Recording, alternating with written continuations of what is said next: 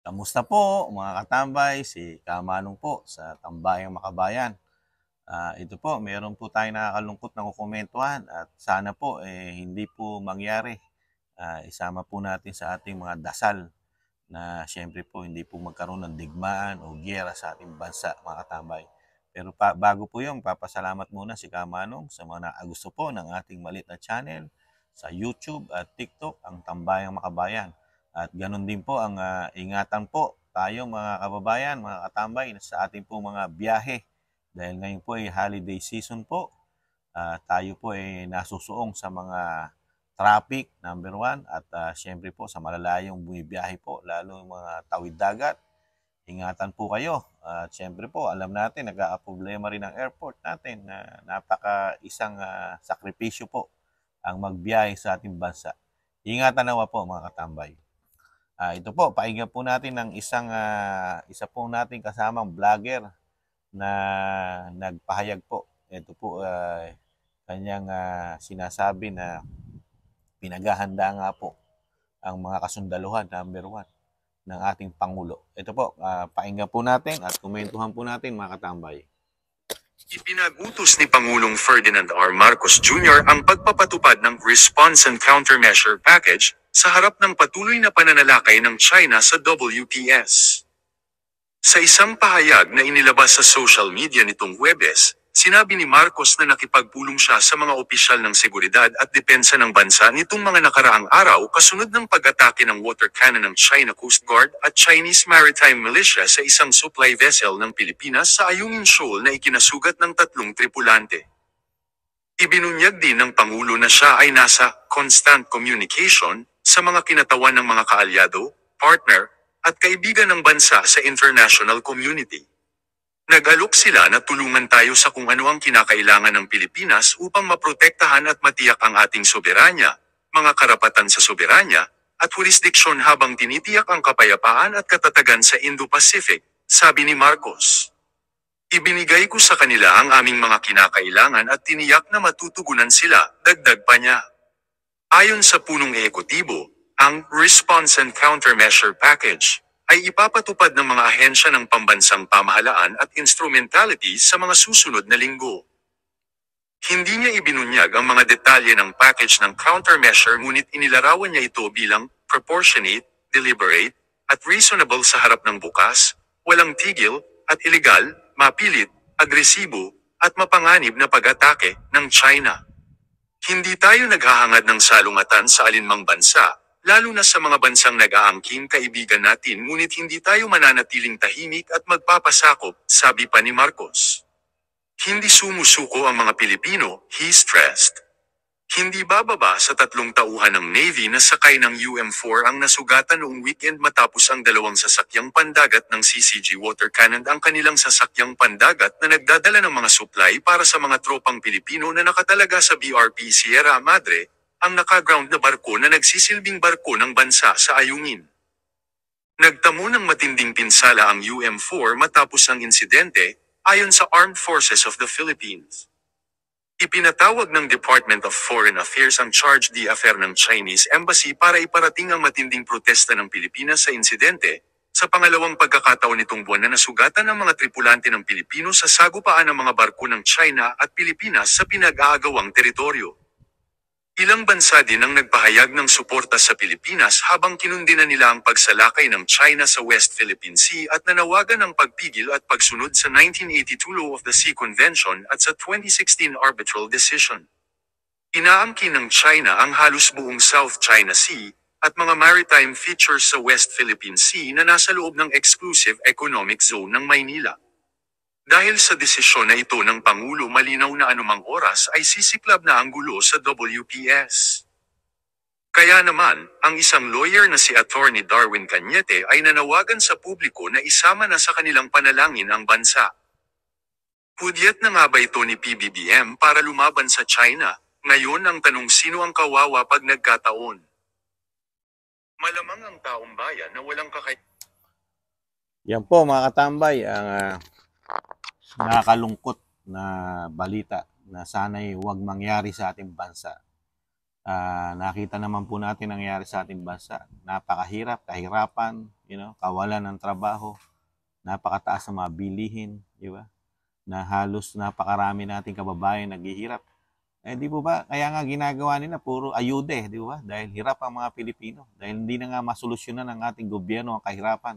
Dinadaan na nga lang sa ayuda. Tapos, meron pa tayong mga ganitong mga desisyon na wag naman sana. At wag din sana na lumaki o lumakas ang loob natin dahil yung mga bansa na sinasabi na nasa likuran natin ng mga susuporta, di ba? Na nagpapahayag po ng suporta sa ating bansa. Kung ano man ang pangangailangan ng ating bansa, ibibigay nila at handa silang tumulong. Napakahirap po nun mga katambay. Bakit kanyo?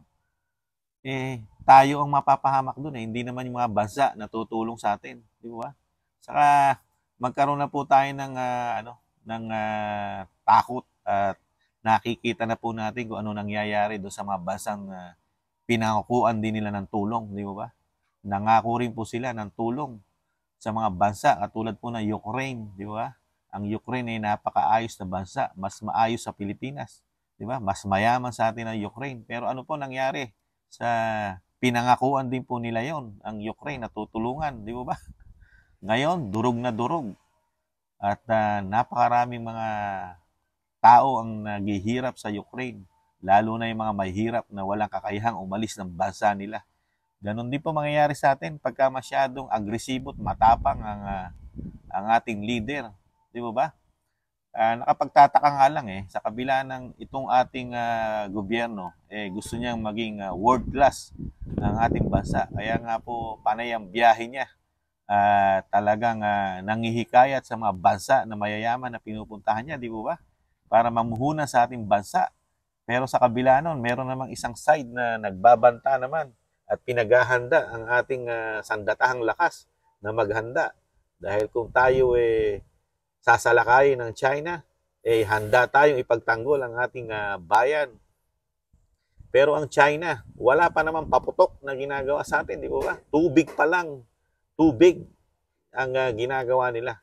Dahil kailangan po kasi rito mga tambay, paikipag-usap. Kasi sa nakikita ni Kamanong, komento ni Kamanong, mas maraming paikipag-usap ang ating pamahalaan ngayon sa mga foreign, sa mga western, at sa mga bansa na hindi naman involved sa problema ng ating bansa. Di po ba? Simple lang po yan Logic lang po. Simple. Kung may problema ka sa kapitbahay mo, yung kapitbahay mo kausapin mo. Mag-usap kayo na mag-usap hanggang meron kayong mapagkasunduan. Di ba? Kailangan po kasi dyan pakikipag-usap, di ba? Yun lang naman po yung simpleng termino na po pwedeng gawin ng isang magkapitbahay. Hindi po yung patapangan, di ba? Ang ginagawa po natin, ang nakikita ni Kamanong sa administrasyon natin ngayon, kumukuha po ng suporta. Kumukuha po ng suporta dahil alam po naman natin ang China ay napakayamang bansa at talagang sila nakapag-produce lalo sa kanilang pangdepensa, di ba? Lalo sa kanilang pandigma. Sa barkong-barko pa nga lang baka sa dami ng barko nila kasing laki na ng Pilipinas, sa dami. Di ba? Kailangan pakikipag-usap. Yun ang nakikita ni Kamanong. Parang yung ginawa ni dating Pangulong Duterte. Hindi natin kailangan makipag-away dahil tayo walang kaaway. Di ba? Kaya po nakakalungkot kung ganito na wag naman sana mangyari sa ating bansa. Dahil nakita na natin ang mga bansa na lumalaban sa kiyera nadudurog. At tayong mga mahihirap ang maiiwan dyan. Ang mayayaman, ang sinasabi nilang matatapang, katulad ng ating Pangulo, mawawala po yung pamilya niyan. Never nalalaban sa gera yan. Dahil alam naman natin, ang gera ngayon, hindi na kailangan ang mga Pilipino magsuot pa ng mga uniforme at magdala ng baril.